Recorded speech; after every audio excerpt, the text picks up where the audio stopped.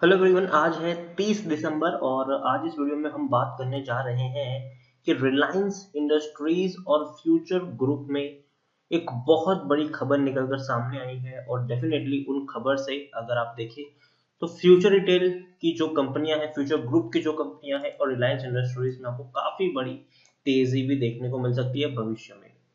तो वो खबर कौन सी है उसके बारे में हम बात करें उससे पहले अगर आपने अभी तक चैनल को सब्सक्राइब नहीं किया है तो प्लीज अभी इसे सब्सक्राइब कर लीजिए, क्योंकि आगे भी बहुत सारी वीडियोस हैं जो आपको काफी ज्यादा हेल्प करेंगे। उसके साथ साथ अगर आपने अभी तक मेरी टेलीग्राम चैनल को सब्सक्राइब ना किया हो तो उसको भी सब्सक्राइब करना मत भूलिएगा, लिंक आपको डिस्क्रिप्शन में मिल जाएगा। तो बात करते हैं कि आखिर फ्यूचर ग्रुप में और रिलायंस रिटेल मतलब रिलायंस इंडस्ट्रीज में आखिर चल क्या रहा है। हम सब जानते हैं कि अमेजोन को इससे दिक्कत है, जो डील हुई है रिलायंस और फ्यूचर के बीच में उससे अमेजोन को दिक्कत है, क्योंकि कहीं ना कहीं अमेजोन सीधे सीधे नहीं लेकिन कह सकते हैं कि इनडायरेक्टली भी एक बहुत बड़ा जो हिस्सा है वो ओन करता है फ्यूचर ग्रुप में। यहाँ पर आप देख सकते हैं कि फ्यूचर रिटेल ने भैया सीबी को बोला है कि भैया हमारी जो रिलायंस रिटेल के साथ जो डील हुई है उसको जल्दी से जल्दी अप्रूवल दिया जाए, ताकि हम आगे का जो कामकाज है उसको उसको कर पाए, ताकि हम कंपनी को मर्जर कर पाए, आने वाले दिनों में हम इस तरीके से कुछ कर पाए। तो वो कई सारी चीजें यहाँ पर है। जबकि अमेजोन ने कहा है सेबी को कि भैया आप वेट करें, ऑर्डर का वेट करें, अभी से आपको कोई जल्दबाजी करने की जरूरत नहीं है। लेकिन उसके साथ साथ एक बड़ी खबर निकल कर आई है कि फ्यूचर ग्रुप की कंपनियों को रिलायंस इंडस्ट्रीज से बड़े ऑर्डर्स मिले हैं और दो नए ब्रांड्स को लाने की तैयारी में भी है कंपनी। तो ये वाकई में बहुत बड़ी बात है कि रिलायंस इंडस्ट्रीज की तरफ से फ्यूचर, देखिए फ्यूचर ग्रुप काफी बड़े फाइनेंशियल क्राइसिस से गुजर रहा है। और अगर इन दोनों की डील जब तक फाइनलाइज नहीं होती है तब तक कहीं ना कहीं जो सबसे बड़ा नुकसान किसी को होगा तो वो फ्यूचर ग्रुप को होगा, जिसके बारे में मैंने आपको जब ऑर्डर आया था तब मैंने आपको बता भी दिया था कि अगर डील में डिले हो जाएगा तो फ्यूचर ग्रुप को नुकसान है, क्योंकि फ्यूचर ग्रुप को पैसा चुकाना है जिन जिन लोगों से इन्होंने पैसा लिया है, जो कर्जा है वो चुकाना है। और अगर डील जब तक नहीं होगी तब तक पैसा नहीं आएगा, पैसा नहीं आएगा तो कर्जा नहीं चुकता होगा इनका, और कर्जा चुकता नहीं होगा तो कहीं ना कहीं कंपनी जो है वो प्रॉब्लम में आ सकती है। और दूसरी तरफ रिलायंस के लिए भी ये डील बहुत ज्यादा जरूरी है, क्योंकि रिलायंस रिटेल का जो ग्रोथ है वो अटका पड़ा है इसके चलते।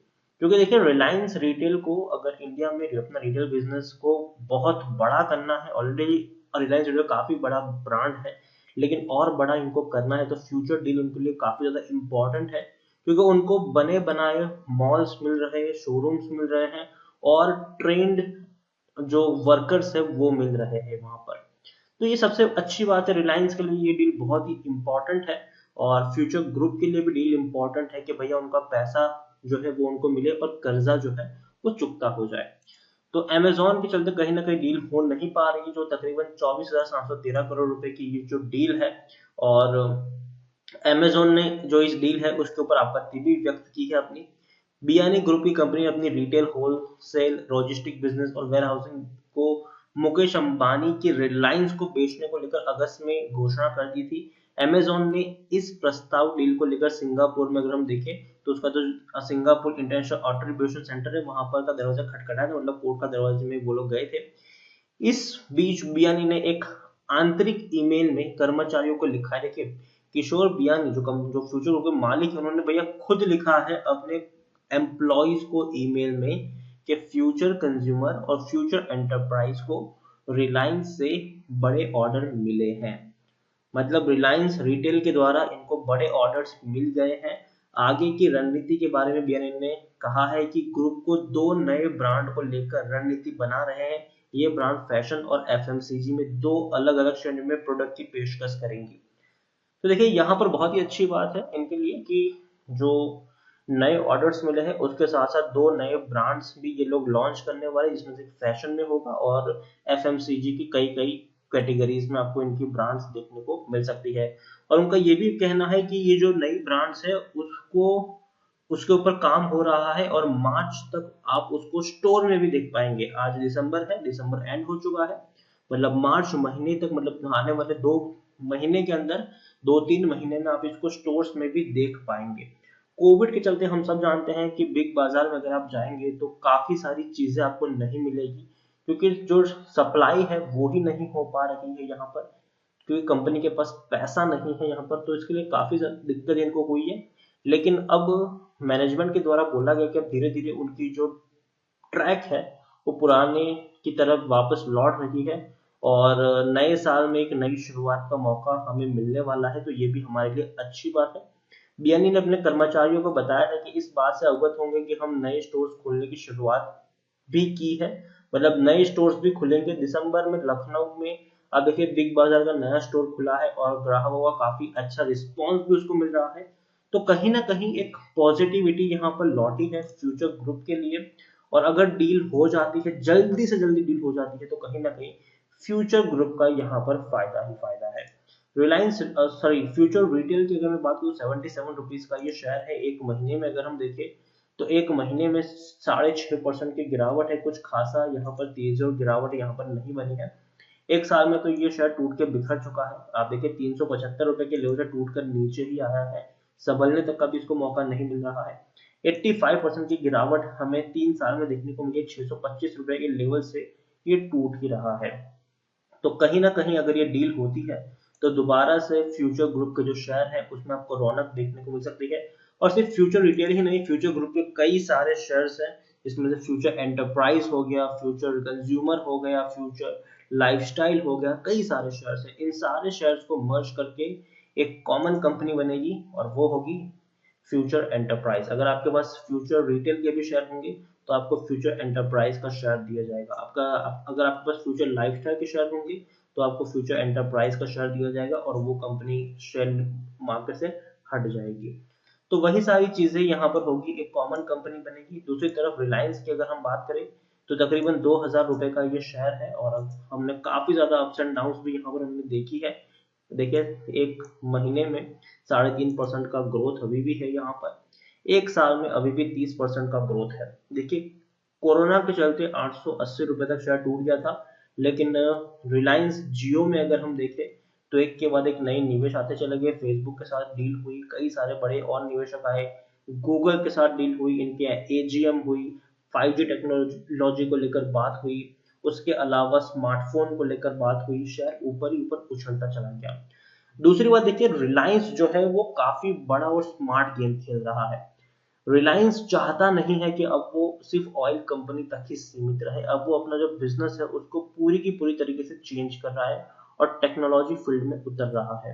5G टेक्नोलॉजी को लेकर वो डेफिनेटली काफी बड़े अग्रेसिवली आगे निकल चुके हैं, और स्मार्टफोन को लेकर भी वो गूगल के साथ काफी बड़ी डील में भी जुड़ रहे हैं। उसके अलावा कई सारे ई कॉमर्स प्लेटफॉर्म में भी रिलायंस कुछ नई पॉसिबिलिटीज को तलाश रहा है। जियो मार्ट जो लॉन्च किया है वो भी काफी अच्छा परफॉर्म कर रहा है। जियो का जो सिम है, मतलब टेलीकॉम सेक्टर जो है, वो भी उनका काफी बढ़िया तरीके से परफॉर्म कर रहा है, और डेफिनेटली रिटेल को भी कंपनी काफी सीरियसली ले रही है और उस पर काम भी कर रही है। तो रिलायंस काफी बड़ा गेम खेल रहा है, और ऐसा गेम खेल रहा है जो उनके लिए लॉन्ग टर्म में फायदा पहुंचाएगा।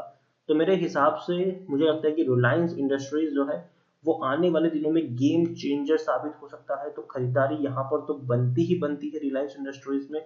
अगेन मैं कहूंगा, हर बार खरीदारी करें, जब भी ये शेयर गिरे तब खरीदारी करें, और लॉन्ग टर्म पर्सपेक्टिव के साथ आप इसमें चले, डेफिनेटली आपको बढ़िया से बढ़िया फायदा होगा यहाँ पर। क्योंकि ये कंपनी अब सिर्फ ऑयल और गैस तक सीमित नहीं है, रिटेल, टेलीकॉम, टेक्नोलॉजी, हर किसी में कंपनी अपने पैर पसार रही है। और कल को रिलायंस जियो अगर यहाँ से डीमर्ज भी होगा, रिलायंस रिटेल अगर डीमर्ज भी होगा, तो आपके पास अगर रिलायंस इंडस्ट्रीज का शेयर होगा तो आपको उनके भी शेयर्स मिलेंगे। तो कहीं ना कहीं बहुत ही पॉजिटिव चीज है ये, और ये वो शेयर है जो आपको आने वाले दिनों में 2 गुना 3 गुना तक का पैसा कमा कर देने का दमखम रखता है। इंडिया की सबसे बड़ी कंपनी है, अगर हम बात करें मार्केट कैपिटलाइजेशन की, तो सबसे बड़ी कंपनी है, 12.5 लाख करोड़ तक के इनके मार्केट कैप है, वॉल्यूम ट्रेड भी 1 करोड़ के आसपास हमें देखने को मिल रहा है। और अगर आप प्रॉफिट की बात करें तो हर क्वार्टर में बड़े से बड़ा प्रॉफिट कंपनी कमा रही है। प्रमोटर भी जो है वो हर क्वार्टर में खरीदारी कर रहे हैं, एक क्वार्टर ऐसा नहीं गया जिसमें प्रमोटर ने बिकवाली की हो। हर क्वार्टर में प्रमोटर ने सिर्फ और सिर्फ खरीदारी की, क्योंकि प्रमोटर को पता है कि भैया क्या चल रहा है अपनी कंपनी में और किस तरीके से वो आने वाले दिनों में काम करने वाली है। तो रिलायंस इंडस्ट्रीज को अगेन मैं कहूंगा, इसको अब ऑयल एंड गैस की तरह ट्रीट ना किया जाए, इसको एज अ टेक्नोलॉजी कंपनी की तरह ट्रीट करना अभी से शुरू कर दे, क्योंकि ये वही कंपनी बनेगी आने वाले दिनों में। फ्यूचर ग्रुप के साथ जो भी चीजें हो रही है, कहीं ना कहीं दोनों कंपनियों का यहाँ पर फायदा है, और दोनों में ही मेरी खरीदारी की है, तो बने रहने की सलाह होगी। फ्रेश बाइंग करना चाहो तो टुकड़ों में खरीदारी कर सकते हो। अगर मैं यहाँ पर वर्ड यूज कर रहा हूँ टुकड़ों में खरीदारी, ठीक है। तो वीडियो को यहीं पे एंड करूंगा। पसंद आया हो तो प्लीज इसे लाइक करो, शेयर करो। चैनल पर अगर आप पहली बार आए तो प्लीज सब्सक्राइब करें।